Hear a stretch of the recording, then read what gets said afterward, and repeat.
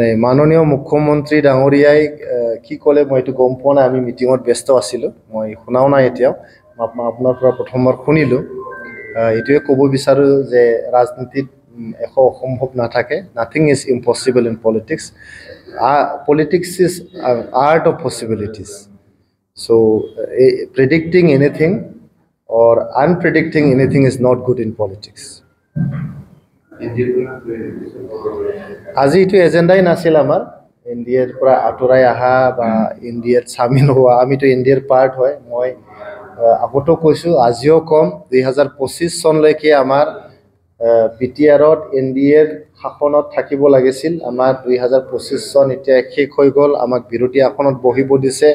গতিকে 2025 চনলৈকে যি কমিটমেণ্ট আছিলে আমাৰ, 2020ৰ পৰা 2025 চনলৈকে এনডিএৰ চৰকাৰ চলাব লাগিছিল, বিটিআৰত আমি চলালোঁ, এইটো উকলি গ'ল। এতিয়া 2026 চনলৈকে আমাৰ দিছপুৰত এনডিএৰ চৰকাৰ থাকিব লাগে। তাতে এনডিএত আমি UPPL, AGP আৰু BJP তিনিটা পাৰ্টি মিলি পেলাই অসমত চৰকাৰ চলাই আছোঁ এনডিএ হিচাপে। 2026 চনলৈকে এইটোৱে কমিটমেণ্ট আছে।